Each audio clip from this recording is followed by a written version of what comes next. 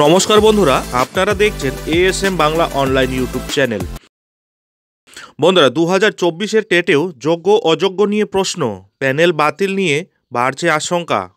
একদমই ঠিক শুনেছেন বন্ধুরা, সম্পূর্ণ বিষয়টি আলোচনা করব এই ভিডিওর মাধ্যমে, তাই ভিডিওটি স্কিপ না করে শুরু থেকে শেষ পর্যন্ত অবশ্যই দেখুন এবং চ্যানেলে নতুন হলে চ্যানেলটিকে সাবস্ক্রাইব করে বেল আইকনটি বাজিয়ে অল নোটিফিকেশন অন করে দিন।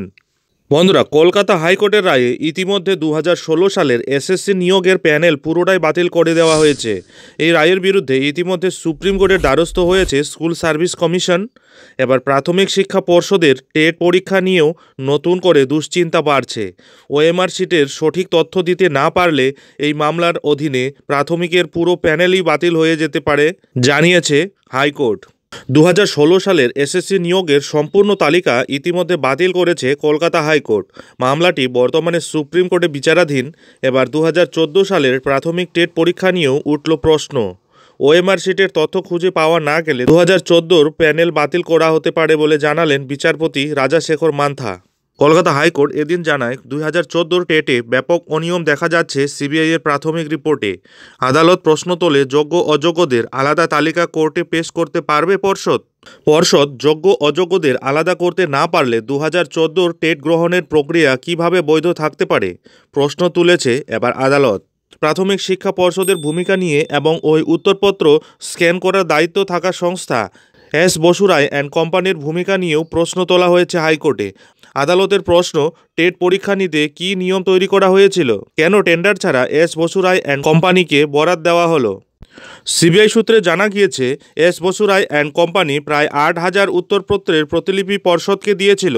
মোট 752 জন পরীক্ষার্থীর ফলাফল স্থগিত রাখা হয়, পরে অবশ্য উত্তীর্ণ হয়েছে বলে তাদেরও দেখানো হয়। উত্তরপত্র স্ক্যান করা না থাকলে সেটা সম্ভব হতো না। এই মামলায় 59,500 জন প্রার্থীর ভাগ্য ঝুলছে। এই মামলায় শুধু ওএমআর শিট কারচুপি নয়, তালিকাতেও গরমিল করা হয়েছে বলেও দাবি করা হয়েছে। সেক্ষেত্রে এই পরীক্ষার ক্ষেত্রেও যোগ্য অযোগ্য প্রার্থীর তালিকা আলাদা করার প্রয়োজনীয়তা রয়েছে।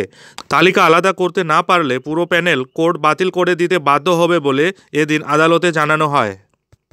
আদালত সিবিআইকে নির্দেশ দিয়েছে, ওএমআর শিটের আসল কপি খুঁজে বার করতে হবে।